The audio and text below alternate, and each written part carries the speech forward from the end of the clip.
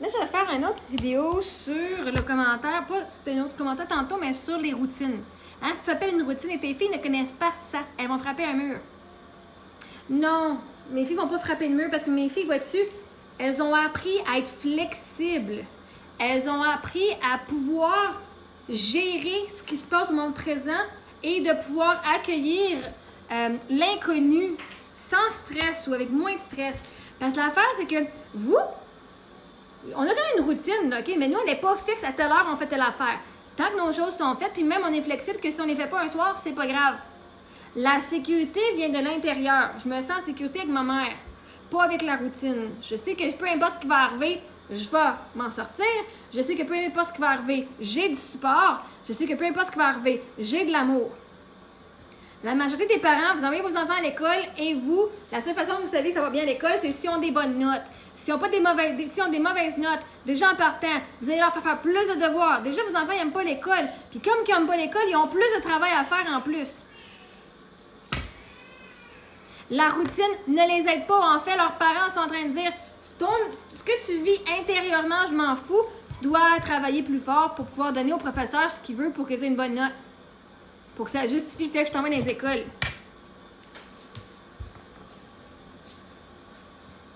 Le mur qui va être frappé, mes enfants vont savoir l'éviter parce qu'ils vont avoir eu les techniques pour gérer le changement. Vos enfants sont tellement dans tout et papa, qu'ils vont planifier, ils vont être genre, ils vont avoir 16 ans, puis vous en tant qu'adulte, vous allez dire, c'est quoi tu veux faire pour le restant de tes jours? Parce que vous, en tant que parent, ça vous apporte un réconfort de savoir que tu vas avoir une job pour les 50 prochaines années, puis qu'après ça, tu vas aller prendre ta retraite. Vous, en tant que parent, qui n'êtes pas capable d'accueillir l'inconnu sans stress et que l'inconnu vous fait peur, une routine vous sécurise. La réalité, c'est que la vie, elle vient frapper, que tu le veuilles ou pas. OK? Je devais planifier ma vie avec Eric. Regardons ça, boum! La vie a fait que mon plan n'est pas arrivé comme je le voulais.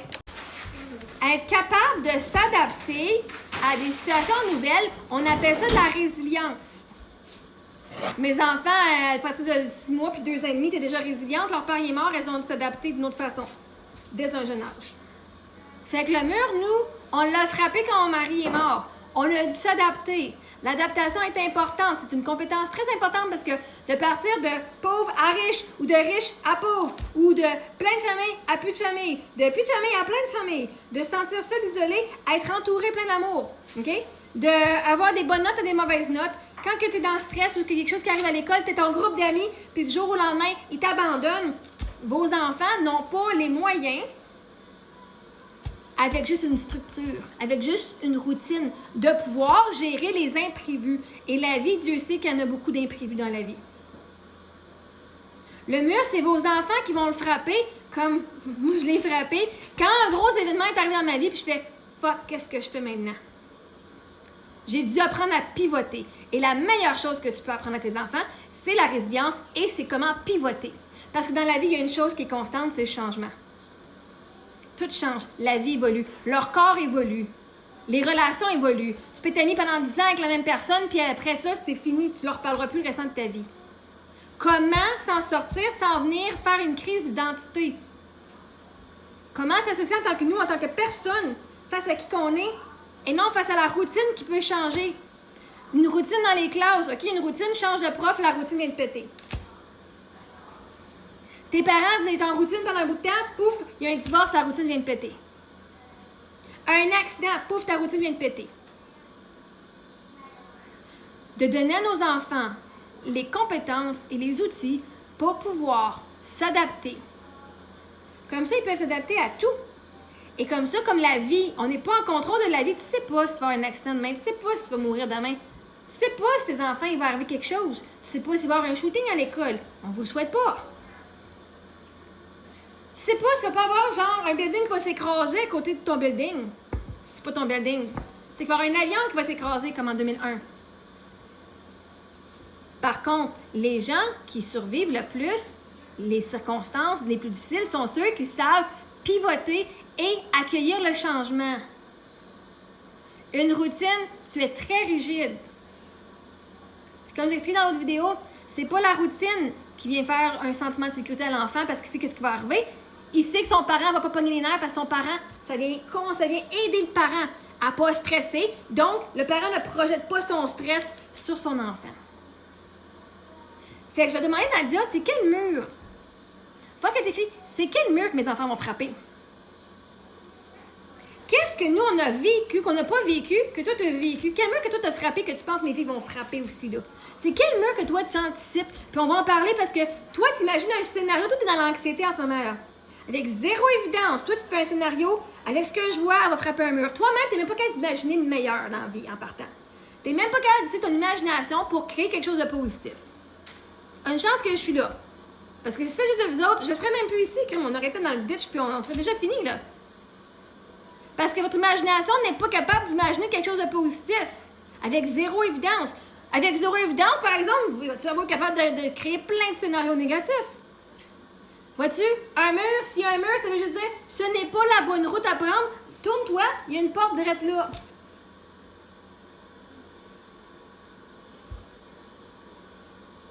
Si tu rentres dans un mur, c'est l'univers qui te dit ça, c'est pas ton chemin.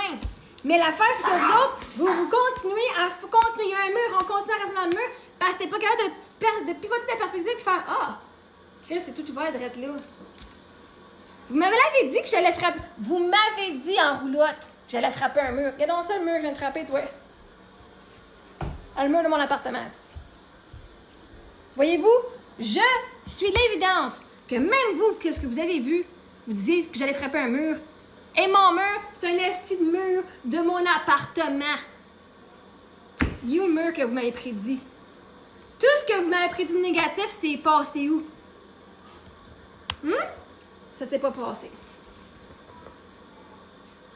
Voyez-vous, je suis la preuve que vous avez eu tort, que votre imagination a eu tort, que votre anxiété avait tort. Vous m'avez prédit que j'allais frapper un mur.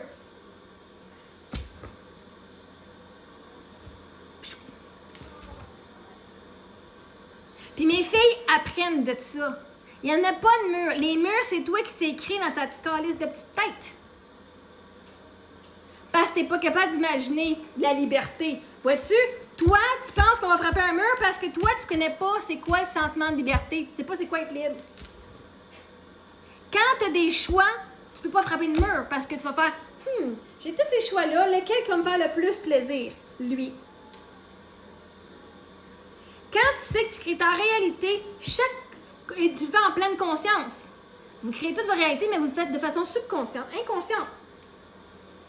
Quand tu sais que tu crées ta réalité de façon consciente, tu peux dire je fais tel choix pour quelle raison? Pas juste parce que c'est ton système nerveux et tes traumas qui sont activés, puis là tu vas t'en répondre en réaction. Mais tu vas dire mais c'est quoi mon intention ici? Est-ce que c'est vraiment ce que je veux vraiment faire? Oui? Merveilleux, ça m'apporte du bonheur, je vais le faire.